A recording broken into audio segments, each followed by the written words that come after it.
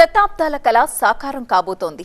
విశ్వ ఆధ్యాత్మిక కేంద్రంగా అయోధ్య ఖ్యాతి వేల ఏళ్లు రెపరెపలాడేలా దివ్య భవ్య రామాలయం సంపూర్ణమైంది. ఆలయ నిర్మాణంలో ఎన్నెన్నో విశేషాలు, వాటిలో విశిష్టమైన అంశాన్ని మీ ముందుకు తెస్తోంది టీవీ9. అయోధ్య ఆలయ ఆధునికత నిర్మాణానికి కాకతీయుల కాలం నాటి ఇంజనీరింగ్ స్ఫూర్తిగా నిలిచింది. అయోధ్య దివ్య భవ్య రామాలయం ఆధ్యాత్మిక ఆధునికత సమ్మేళనం 1000 ఏళ్లైనా చెక్కు చెదరకుండా భూకంపాలను సైతం తట్టుకుని టీవీగా నిలిచేలా అద్భుతమైన ఇంజనీరింగ్తో నాగరా శైలిలో ఆలయాన్ని నిర్మించారు. రామప్ప నిర్మాణం సైన్స్ సవాల్. సకాలంలో శాండ్ బాక్స్ టెక్నాలజీని వాడి రామప్పను నిర్మించారు. ఇప్పుడు అదే టెక్నాలజీని అయోధ్యలో వాడారు. అయోధ్యకు రామప్పకు మధ్య అవినాభావ సంబంధం ఏంటో మరిన్ని వివరాల్ని అందిస్తారు TV9 associate editor Mahatma Kodiyar.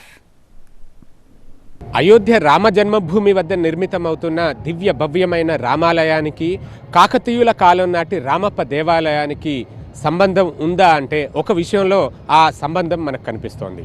ఆలయాన్ని నిర్మించే ముందు ఆ ప్రాంతాన్ని ఫౌండేషన్ చేస్తారు. ఆ ఫౌండేషన్ చేసే క్రమంలో ఇసుకతో పాటు మరికొన్ని మిశ్రమాలు, శాండ్ లైమ్ అంటే సున్నాన్ని అలాగే కరక్కాయతో తయారయ్యే మిశ్రమాన్ని కలిపి ఒక ఫౌండేషన్ తయారు చేస్తారు. ఆ ఫౌండేషన్ మీద ఈ రాతి నిర్మాణం అనేది జరుపుకుంటూ వస్తుంది.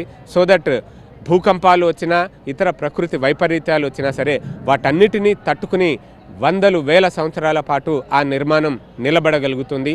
దాన్నే శాండ్ బాక్స్ టెక్నాలజీ అంటారు. కాకతీయులు అనేక అద్భుతమైన ఇంజనీరింగ్ పరిజ్ఞానానికి వారి నిర్మాణాలే ఇప్పటికీ కూడా ఉదాహరణ. ఆ క్రమంలో అక్కడే వరంగల్ జిల్లాకి చెందిన ప్రొఫెసర్ పాండురంగారావు, ఆయన ఈ రామప్ప ఆలయానికి యునెస్కో వరల్డ్ హెరిటేజ్ గుర్తింపు రావడానికి కీలక పాత్ర పోషించారు, డాక్యుమెంటేషన్ అందజేశారు. ఆ వ్యక్తి, ఆ ప్రొఫెసర్ అందించిన పరిజ్ఞానము కేంద్ర సాంస్కృతిక శాఖ అంటే కిషన్ రెడ్డి నేతృత్వంలో ఉన్న సాంస్కృతిక శాఖ వీరందరూ కలిసి ఆ టెక్నాలజీని ఇక్కడ ఇంప్లిమెంట్ చేసినట్టుగా తెలుస్తుంది. దాంతో ఈ లూజ్ సాయిల్లో ఇంత భవ్యమైన నిర్మాణాన్ని చేపట్టడం సాధ్యపడింది అన్నది మనకున్న సమాచారం. ఆ క్రమంలో అందులో పాల్పంచుకున్న స్వామి చైతన్యానంద కూడా ఈ విషయాన్ని ధృవీకరించారు.